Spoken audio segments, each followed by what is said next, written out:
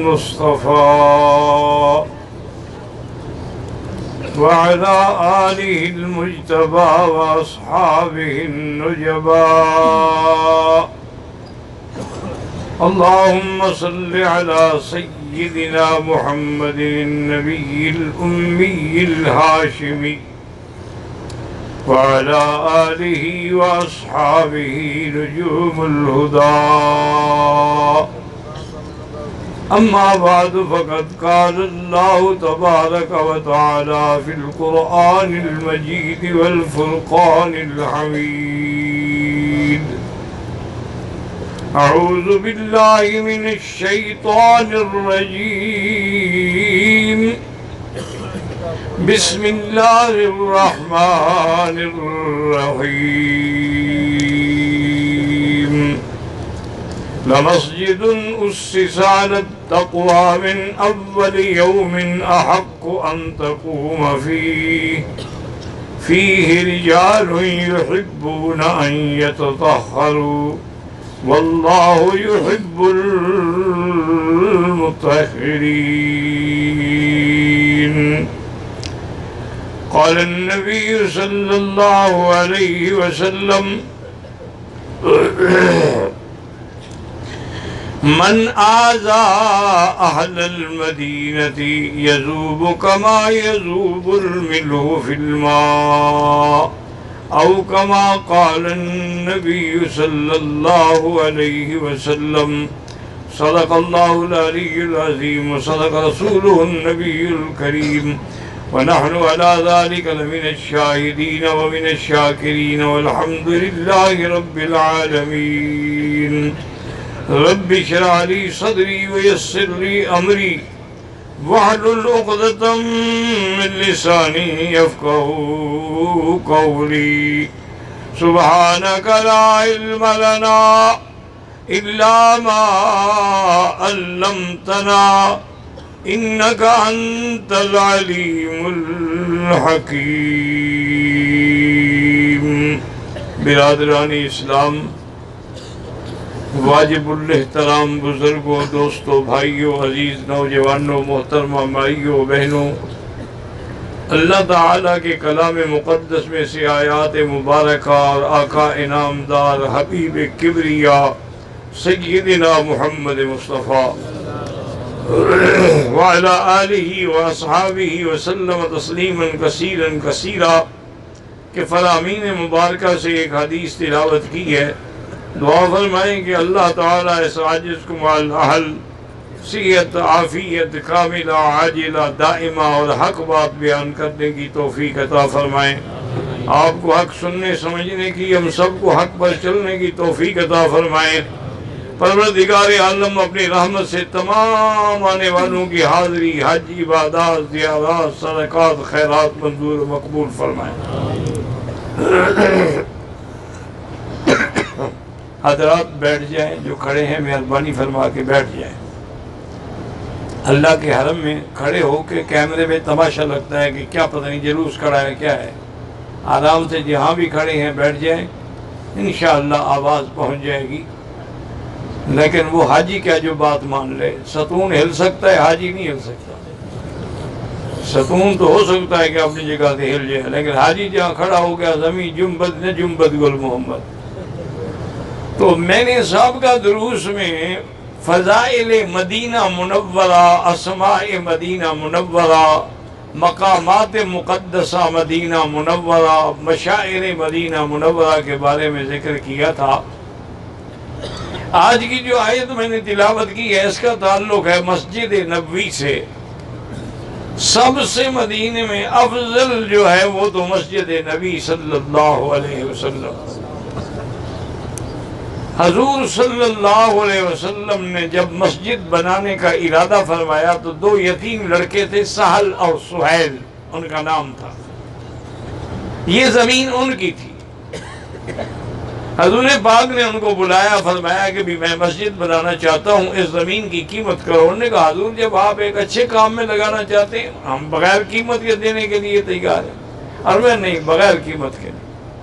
میں نے مسجد بنانی ہے اور میں نے اس کی ادائیگی کرنی. تو اللہ کی شان دیکھیں کہ اس مسجد نبوی کی زمین کے پیسے جو تھے وہ سیدنا ابو بکر رضی اللہ تعالیٰ عنہ نے دیے۔ اسی سے آپ اندازہ فرما لیں کہ قیامت تک جو دنیا کے لوگ مسجد نبوی میں نماز پڑھیں گے ثواب ابو بکر کو بھی جائے گا، جیسے مقام ابراہیم پہ جو نماز پڑھیں گے تو ثواب حضرت عمر کو بھی جائے گا۔ اور اسی طرح دوسری مسجد مدینہ منورہ میں مسجد قباء ہے۔ علماء نے لکھا ہے کہ مسجد الحرام، مسجد النبی، مسجد الاقصی، ان تین مسجدوں کے بعد اگر افضل مسجد ہے تو مسجد قباء ہے۔ مسجد قباء ایک ایسی مسجد ہے کہ جس کے بارے میں اللہ نے فرما دیا ہے کہ لَمَسْجِدٌ أُسِّسَ عَلَى التَّقْوَى مِنْ أَوَّلِ يَوْمٍ۔ اور اسی مسجد میں حضور سب سے پہلے جب مکہ سے تشریف لے گئے تو آپ نے یہیں قیام فرمایا۔ اور اس مسجد کی ایک فضیلت بھی ہے، اور حضور پاک بھی ہفتے میں ایک دفعہ تشریف لے جاتے تھے، پیدل بھی، سواری پر بھی، کہ جو آدمی حرم نبوی سے یعنی مدینہ منورہ میں جہاں بھی رہتا ہے وہاں سے اگر وضو کر کے تیار ہو کے پیدل یا سواری پہ مسجد قباء آئے اور 2 رکعت نماز ادا کرے، اللہ اس کو ایک عمرے کا ثواب عطا فرماتے ہیں۔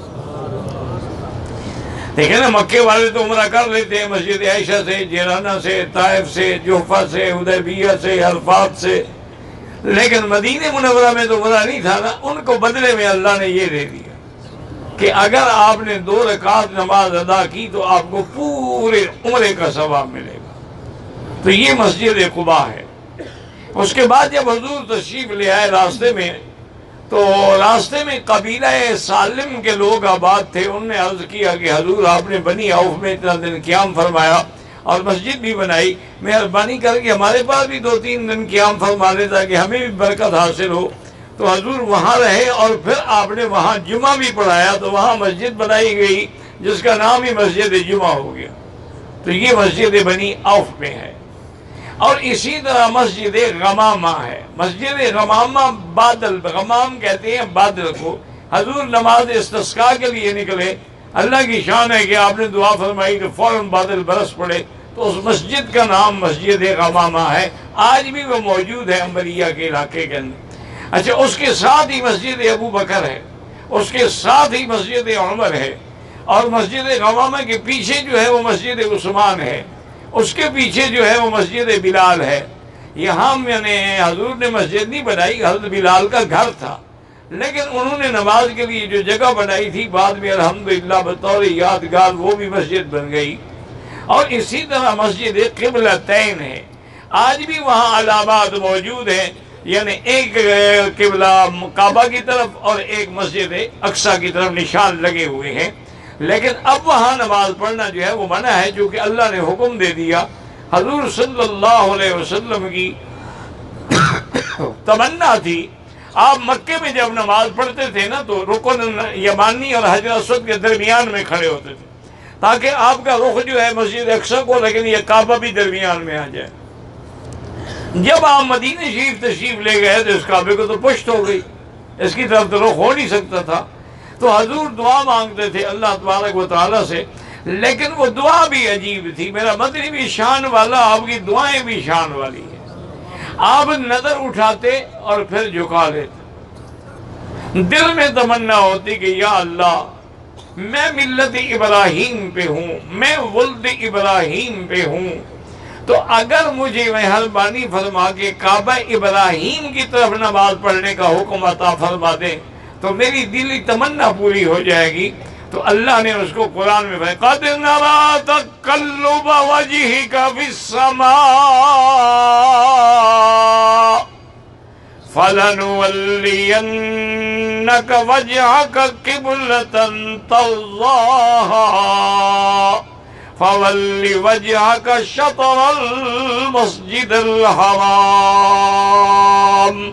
اللہ نے فرمایا میرے محبوب تیرے چہرے کا اٹھنا جھکنا، تقلب بانا، اٹھنا پلٹنا جھکنا، ہم نے جان لیا آپ کیا چاہتے ہیں، لہذا آپ کی دعا کو منظور کرتے ہوئے ہم آپ کو حکم دیتے ہیں کہ آپ قبلہ ابراہیمی کی طرف رخ کر کے نماز پڑھیں۔ فَلَنُوَلِّيَنَّكَ قِبْلَةً، اس لیے یاد رکھیں یہ جو مشہور ہے نا کہ قبلہ اول جو ہے وہ مسجد اقصی، یہ بات غلط ہے، وہ قبلہ اول نہیں ہے، قبلہ اول یہی کعبہ ہے۔ اول بیت وضع للناس للذی ببکۃ مبارکا وہدی للعالمین۔ اور یہاں بھی قرآن کیا فرماتے ہیں؟ فَلَنُوَلِّيَنَّكَ قِبْلَةً، معلوم ہے یہ پہلے سے قبلہ تھا، کچھ عرصے کے لیے اللہ نے حکم دے دیا تھا کہ مسجد اقصی کی طرف نمازیں پڑھی جائیں، لیکن پھر حضور کی تمنا پوری کر کے اللہ نے پھر آپ کو مسجد اسی قبلہ ابراہیمی کی طرف پھیر دیا۔ اب یہ قبلہ قیامت تک کے لیے یہی قبلہ ہے، اس کے بعد اس میں کوئی تحویل کوئی تبدیل قیامت تک نہیں آئے گی۔ تو قبلہ اول بھی یہی تھا اور قبلہ اول بھی یہی ہے۔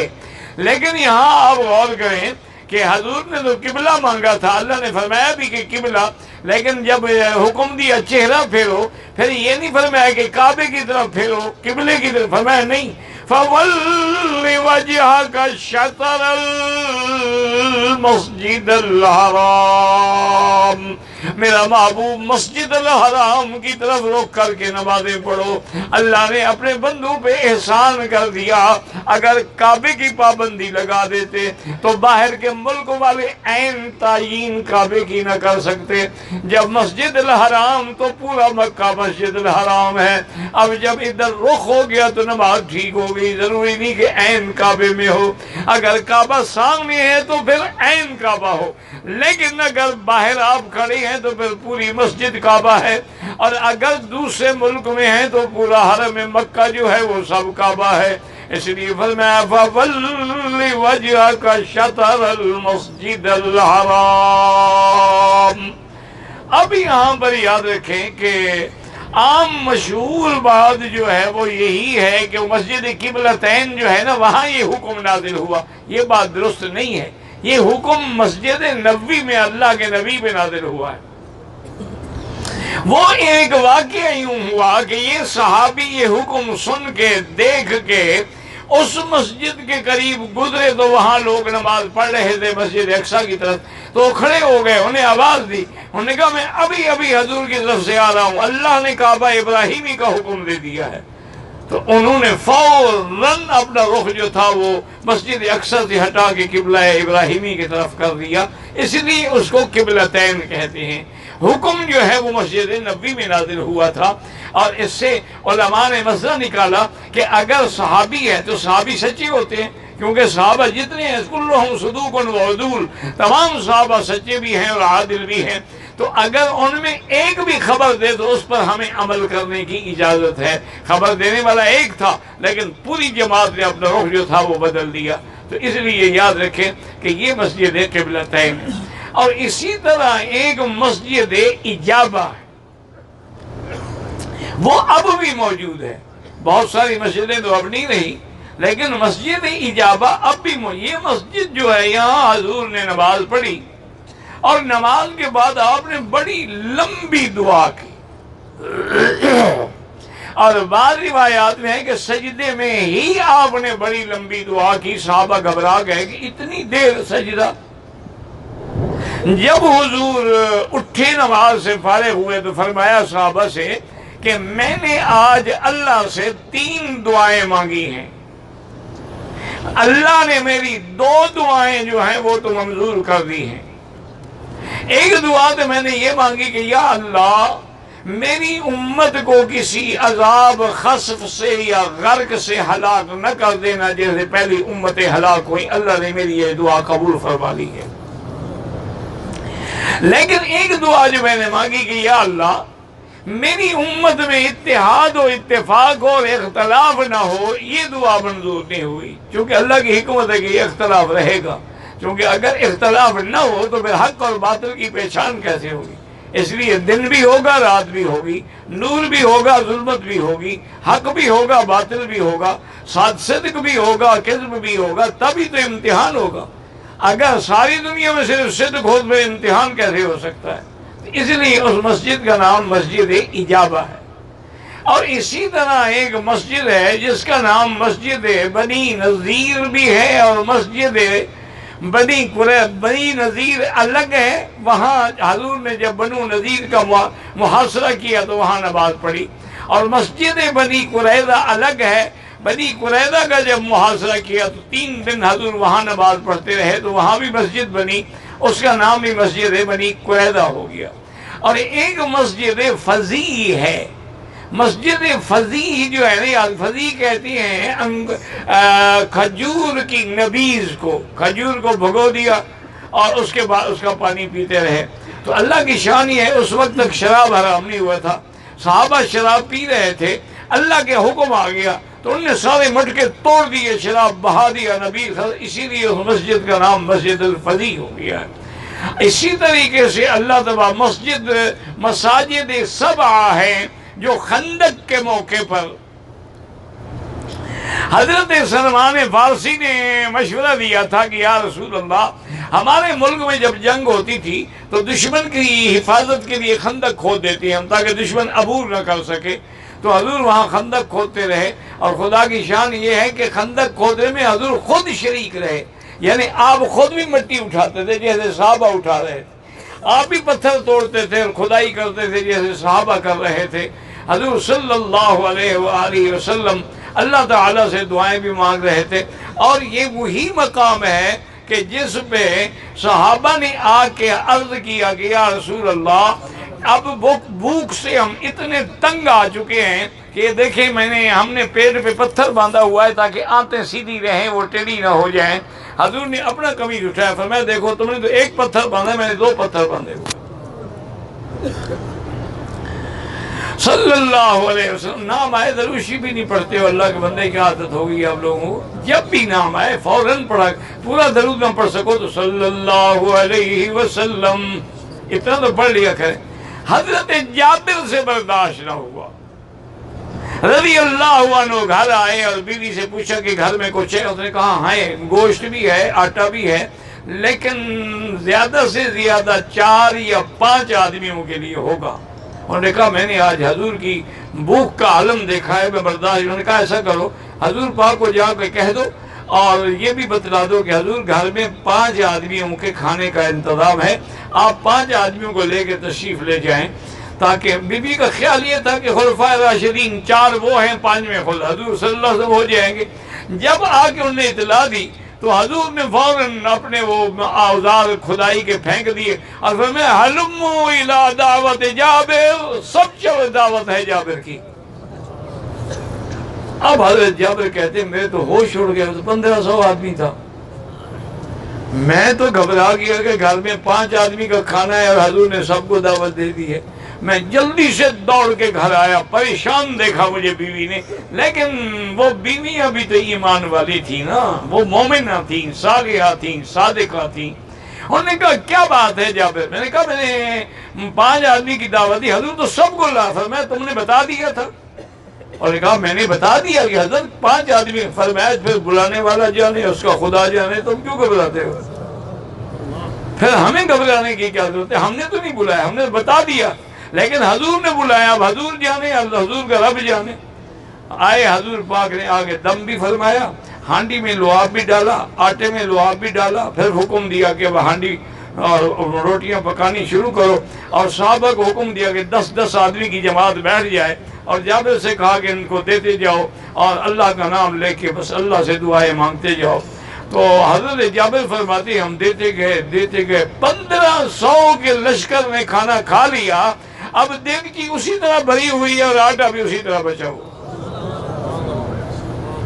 تو یہ واقعہ بھی خندق میں پیش آیا، اور یہی حضور کی نمازیں بھی قضا ہو گئیں، اور حضور پاک نے نمازیں بھی قضا پڑھی۔ اسی لیے احناف کے نزدیک مسئلہ ہے کہ نمازیں قضا ہو جائیں تو صرف توبہ کافی نہیں بلکہ قضا بھی پڑھنی ہوگی کہ حضور نے قضا نمازیں پڑھی ہیں۔ اب یہ تو نہیں نا کہ 4 ہوں تو پڑھیں اور 100 ہو تو نہ پڑھیں، جب قضا پڑھنا ثابت ہے تو لازمی بات ہے کہ جتنی نمازیں قضا ہیں وہ پڑھنی ہوں گی۔ اصل چیز توبہ ہے، وہ حقوق اللہ ہے، اللہ معاف فرما دے۔ تو اسی لیے وہاں مساجد 7 بنی، جہاں جہاں صحابہ کا پرچم تھا، جہاں حضور کا قیام تھا وہیں پر آج بھی وہ الحمدللہ مساجد جو ہے وہ موجود ہے اللہ کی رحمت سے۔ اور دوسرا مدینہ منورہ میں سب سے بڑا برکت والا مقام جو ہے وہ جنت البقیع ہے، وہاں کا قبرستان۔ اور ایک بات یاد رکھیں کہ مکے کا جو قبرستان ہے جنت المعلی، اس میں حضور کی صرف ایک بیوی دفن ہے، حضرت بی بی خدیجہ رضی اللہ عنہا، اور حضور کے بیٹے طیب طاہر، ان کی تدفین یہاں ہے۔ دوسری بی بی حضور کی بی بی ام میمونہ جو ہے وہ مقام صرف میں ہے۔ جب آپ مدینے جائیں گے نا، نوریہ سے آگے نکلیں گے تو بائیں ہاتھ میں ایک دیوار بنی ہوئی ہے، وہ قبر ہے بی بی میمونہ رضی اللہ عنہا کی۔ اللہ کی شان دیکھیں کہ بی بی میمونہ فرماتی ہیں ولدت بصرف، اسی وادی میں پیدا ہوئی، اسی وادی میں میرا حضور کے ساتھ نکاح ہوا، اسی وادی میں حضور میرے پاس تشریف لائے، اسی وادی میں موت آئی اور اسی جگہ دفن ہوئی۔ باقی 9 بیویاں حضور کی جو ہیں ازواج مطہرات، سیدہ عائشہ ہے، سیدہ حفصہ ہے، ام سلمہ ہے، ام حبیبہ ہے، زینب ہے، ماریہ ہے، سودا ہے، وہ سب کی 9 بیویاں جنت البقیع میں دفن۔ اسی طرح سیدنا عثمان بھی جنت البقیع میں، اہل بیت نبی صلی اللہ علیہ وسلم بھی جنت البقیع میں ہیں۔ تو یہ بہت بڑا متبرک مقام ہے جس میں صحابہ بھی ہیں، تابعین بھی ہیں، تبع تابعین بھی ہیں، اولیاء اللہ بھی ہیں، مجتہدین بھی ہیں، اور محدثین بھی ہیں، فقہاء بھی ہیں، مفسرین بھی ہیں۔ جب بھی موقع ملے تو وہاں جا کے ہر حال میں فاتحہ پڑھیں اور دعا کریں۔ ایک صحیح حدیث میں ہے کہ بی بی عائشہ صدیقہ رضی اللہ تعالی عنہ فرماتی ہیں کہ میری رات کو نیند کھلی، میں نے دیکھا کہ حضور میرے بستر پہ نہیں ہے، تو میں پریشان ہو گئی کہ آج حضور مجھے چھوڑ کے کسی اور بیوی کے پاس تشریف لے گئے۔ یہ حسرت تو ہوتی ہے نا بیویوں میں، بھئی میری باری ہے، میری نوبہ ہے، میری رات ہے، پھر حضور کہیں دوسری جگہ کیسے تشریف لے گئے؟ تو کہتی ہے میں اٹھی، یہ 15ویں شعبان کی رات تھی اور چاند کھلا ہوا تھا، روشنی تھی پورے مدینے پہ۔ کہتی ہے میں آپ کے نقش قدم پہ چلتے چلتے چلتے آئی، کیا دیکھتی ہوں کہ حضور جنت البقیع پر آپ کھڑے ہیں، بقیع الغرقد، آپ وہاں کھڑے ہیں اور دعا مانگ رہے ہیں۔ بی بی کہتی ہے میں بھی پیچھے چھپ کے کھڑی ہو گئی کہ حضور کی دعا میں شریک ہو جاؤ۔ حضور دعا مانگتے رہے، اتنی لمبی دعا مانگی، بی بی فرماتی ہے میں تھک جاؤں لیکن حضور کی دعا کیسے چھوڑوں۔ پھر میں نے اندازہ لگایا کہ اب دعا ختم ہونے والی ہے، تو میں جلدی سے دوڑ کے گھر آئی اور اپنے حجرے میں آ کے اپنے بستر پہ چادر لے کے لیٹ گئی تاکہ حضور کو شک نہ ہو کہ عائشہ میرے پیچھے آئی تھی۔ حضور واپس تشریف لائے اور آگے بیٹھتے ہی میں اپنا ہاتھ مبارک جو ہے میرے سینے پہ رکھا، فرمایا عائشہ تمہارا دل دھڑک رہا ہے، کہیں سے بھاگ کے آئی ہو؟ میں نے کہا ہاں یا رسول اللہ، اب آپ کا علم ہو گیا ہے تو مجھے شبوں کا پہن لگے انکے لفی فکرت، تم اپنے خیال میں ہو، نبی اپنے خیال میں، تمہیں اپنا خیال ہے کہ میں کسی اور بی بی کے پاس ہوں، نبی کو امت کا خیال ہے۔ میں نے جنت البقیع پہ جو دعا مانگی ہے، بنو کلاب کے بکریوں کا ریوڑ تم نے دیکھا ہے؟ انہوں نے کہا رسول اللہ بہت بکری ہیں، فرمایا اتنے بالوں کے برابر اللہ نے میری امت کو بخش دیا، اللہ نے میری دعائیں منظور فرما دی ہیں۔ تو یہ جنت البقیع الغرقد کا جو مقام ہے یہ بھی بے انتہا اہم ہے۔ آدمی ہر حال میں جب بھی موقع ملے اور ہر حال میں جب بھی موقع ملے مسجد قباء میں جا کے 2 رکعت ادا کرے۔ اور اسی طرح اہم مقام مدینے کا جو ہے وہ شہداء احد ہیں جو جنگ احد میں شہید ہوئے، جن میں سیدنا حمزہ رضی اللہ تعالیٰ عنہ ہے، جن میں مصعب بن عمیر رضی اللہ تعالیٰ عنہ ہے۔ حضور صلی اللہ علیہ وسلم ہفتے میں کم از کم 1 دفعہ شہداء احد بھی تشریف لے جاتے تھے اور وہاں جا کے ان کے لیے دعا فرماتے تھے۔ تو ہر مسلمان مدینے جانے والا اس کے لیے ضروری ہے کہ وہ شہداء احد پر بھی حاضری دے اور وہاں جا کر بھی دعائیں کرے، کیونکہ اس سے بڑا مقام کیا ہو سکتا ہے کہ وہاں حضور کا چاچا سیدنا حمزہ دفن ہے رضی اللہ تعالی عنہ، اس لیے سید الشہداء کا جس کو اللہ نے لقب دیا ہے، تو یہ بھی مدینہ منورہ کا ایک بہت بڑا اور اہم ترین مقام ہے۔ اور جب حضرت حمزہ شہید ہوئے، ان کو قتل کیا تھا وحشی نے، اور قتل کرایا تھا ہندہ نے، زوجہ ابی سفیان نے، اور اس نے کہا تھا کہ صرف آپ کو شہید نہیں کرنا بلکہ مسلح کرنا ہے، ٹکڑے ٹکڑے کرنے ہیں، اور آپ کے کلیجہ اور جگر نکال کے لے آنا ہے۔ وہ لے آئے تو کچا چبانے لگ گئے غصے میں۔ حضور نے جب سیدنا حمزہ کی لاش مبارک کو دیکھا ٹکڑے ٹکڑے ہو گئی تھی، حضور پاک رونے لگ گئے۔ اللہ کا پیغمبر نبی آخر انسان تو ہے نا جی، اور پھر اتنا بڑا رشتہ ہے کہ وہ چاچا ہے حضور صلی اللہ علیہ وسلم کا، اور صرف چاچا نہیں بلکہ اسلام کا دفاع کرنے والا چاچا ہے۔ ابھی حضرت حمزہ بالکل یعنی ابتدائے اوائل عمر میں تھے، کسی نے کہا کہ آج ابو جہل نے حضور کی شان میں گستاخی کی ہے، حالانکہ حمزہ مسلمان نہیں ہوئے تھے، اسی وقت آئے، اس کو تلاش کیا، وہ اپنے سرداروں کے ساتھ بیٹھا ہوا تھا، تلوار کے الٹے طرف سے ابی جہل کی گردن پہ مارا اور کہا کہ ابی جہل خبردار، اگر تم نے دوبارہ میرے آقا کے خلاف زبان کھولی، میں تیری زبان کاٹ کے کتوں کو پھینک دوں گا۔ یعنی اس وقت بھی اتنی حضرت حمزہ میں جرأت تھی۔ حضور نے جب دیکھا فرمایا لولا صفیہ، آپ نے فرمایا کہ اگر مجھے حضرت حمزہ کی بہن صفیہ کا خیال نہ ہوتا، میں اسی طرح ٹکڑے حضرت حمزہ کے میدان احد میں چھوڑ دیتا، تاکہ قیامت میں کہہ سکوں کہ اللہ تیری توحید کے لیے میں نے دیکھو کیسی کیسی قربانیاں دی ہیں، یہ دیکھے میرے چاچے کے ٹکڑے ہیں۔ لیکن فرمایا ابھی بھی برداشت نہیں کر سکے گی، اس لیے حکم دیا کہ ٹکڑوں کو جوڑ کے کفن دیا جائے اور دفن کیا جائے۔ تو لہذا جتنے دن آپ کو اللہ تبارک و تعالی مدینہ منورہ میں موقع عطا فرمائے وہاں جانے کا، تو سیدنا حمزہ شہداء احد کے دربار پر بھی ہر حال میں حاضری دیں، ہر حال میں حاضری دیں۔ اور دوسری بات یہ بھی یاد رکھیں کہ مدینہ منورہ میں کم از کم ایک قرآن شریف ختم کرنا جو ہے وہ ضروری ہے، مرد ہیں یا عورتیں ہیں، اور باقی جتنا ٹائم بچے وہ درود شریف پڑھنے میں لگائیں، چلتے ہوئے، بیٹھتے ہوئے، مسجد میں، گھر میں، آنے میں، جانے میں۔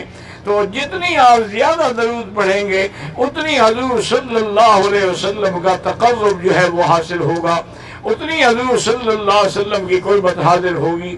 اور یہ ضروری نہیں ہے کہ آپ روزانہ صلاۃ و سلام پڑھیں، افضل تو یہ ہوتا ہے کہ جاتے ہوئے ایک دفعہ پڑھیں اور پھر آتے ہوئے ایک دفعہ پڑھیں۔ اگر بہت زیادہ بھی ہو تو دن میں صرف ایک بار صلاۃ و سلام پڑھیں۔ اس کے علاوہ جتنا ٹائم ملے ریاض الجنہ میں بیٹھیں، مسجد نبوی میں بیٹھیں، اور اصحاب صفہ کے اس مقام چبوترے پہ بیٹھیں، اور حضور کا مقام تہجد اس کے آگے ہے وہاں بیٹھیں۔ جتنا ممکن ہو سکے تلاوت قرآن اور درود شریف کی کثرت کریں، تاکہ اللہ تبارک و تعالیٰ کے نبی کی قیامت والے دن ہمیں خصوصی شفاعت حاصل ہو جائے۔ واللہ اعلم۔